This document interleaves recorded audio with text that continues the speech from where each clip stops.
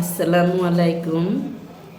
আজকে আমি আপনাদের সাথে শেয়ার করব হার্টের সমস্যা যাতে না হয়।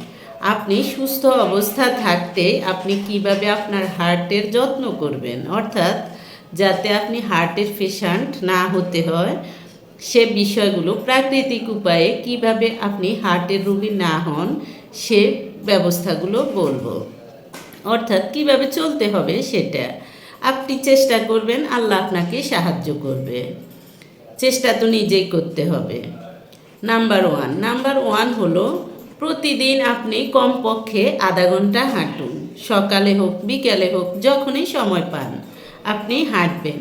আপনি হয়তো ভাবছেন আপনি বাসা কাজকর্ম করতেছেন, এটাতে আপনার হবে, বা আপনি হয়তো অফিসে যাচ্ছেন, আপনার জার্নি হচ্ছে, এটাতে হবে না।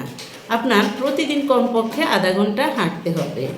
হাঁটার উপকারিতা বা হাঁটার কৌশল সব কিছু কিন্তু আলাদা, সেটা আপনার কাজের সাথে যাবে না। তারপর আপনি খাবার খাবেন, অল্প অল্প করে খাবার খাবেন, একসাথে বেশি খাবার গ্রহণ করবেন না। কারণ আহার নিদ্রা ভয় যত করে তত হয়। খাবারটা দেখা যায় যে আপনি যত বেশি খাবেন আপনার কিন্তু খাবারের চাহিদা দিন দিন বেড়ে যাবে। অনুরূপ নিদ্রা বলতে ঘুমও আপনি যত বেশি যাবেন তত বেশি আপনার ঘুমের চাহিদা বেড়ে যাবে। একটা কথা মনে রাখবেন, গ্রাম বাংলার মানুষ বলে বলদের ঘুম বেশি। অতিরিক্ত ঘুমানো ভালো না, আবার কম ঘুমানো ভালো না, পরিমিত ঘুম হলো সবচেয়ে বেটার। তারপর বেশি ভয় পাবেন না, যে কোনো বিষয়ে ভয় পাবেন না। কিছু জিনিস হয়তো আপনি ভাববেন যে হয়তো এখানে বিপদ হতে পারে, কিন্তু আপনি আল্লাহর উপর ছেড়ে দেবেন, আপনি ভয় পাবেন না। এগুলোও আপনি যত মনে ভয় আনবেন তত আপনার ভয়টা বেড়ে যাবে। তারপর হলো রাত 10টার মধ্যে ঘুমিয়ে পড়বেন। তারপর বাহিরের খাবার খাবেন না, রাত 10টা ঘুমিয়ে যাবেন, আবার ভোরে উঠে একদম ফজরের আজান দিলে উঠে যাবেন। উঠে তখন এক্সারসাইজ করবেন, আপনার প্রার্থনা করবেন। যে যে ধর্মের অনুসারী হন সে সেই ধর্ম অনুযায়ী প্রার্থনা করবেন। তারপর হলো তৈলাক্ত খাবার এড়িয়ে চলবেন। বাহিরের বাজা পোড়া কোল্ড ড্রিঙ্কস এগুলো খাবেন না।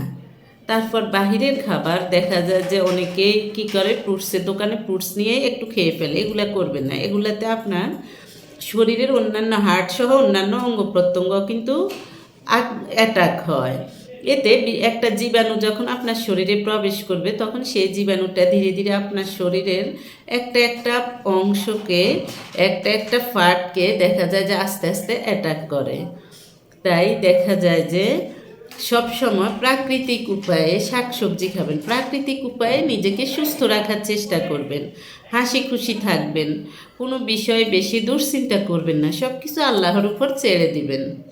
কেউ আপনাকে আঘাত দিয়ে কিছু বলেছে বা আপনার কোনো ক্ষতি করেছে, হয়তো আপনাকে দেখা যায় যে কোনো কিছু ঠকিয়েছে, হোক সেটা যে কোনো কিছু, টাকা হতে পারে, সম্পদ হতে পারে, আল্লাহর উপর ছেড়ে দেন। দেখবেন আপনাকে যে ঠকিয়েছে, 1 গুণ ঠকিয়েছে, আল্লাহ আপনাকে 2 গুণ পুরস্কার দিবে।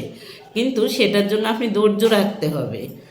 আপনি এগুলো নিয়ে টেনশন করবেন না। আপনি এগুলো টেনশন করলে কিন্তু এগুলোর কোনো সমাধান আপনি পাবেন না, উল্টো আপনার আরও ক্ষতি হবে, যা আপনার হার্টকে দুর্বল করে ফেলবে। তাই প্রাকৃতিক উপায়ে হার্টকে ভালো রাখার চেষ্টা করুন, যাতে আপনি হার্টের পেশেন্ট না হওয়া লাগে। কারণ হার্টের পেশেন্ট হয়ে গেলে তখন আপনার দেখা যায় যে যতই চেষ্টা করেন আপনি কিন্তু পূর্বের অবস্থায় ফিরে আসতে পারবেন না। তাই নিজে জানুন এবং অন্যকেও শেখানোর চেষ্টা করবেন। এটাই হলো একজন ভালো এবং আদর্শ মানুষের বৈশিষ্ট্য।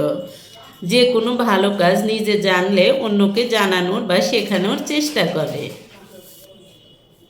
আল্লাহ হাফেজ।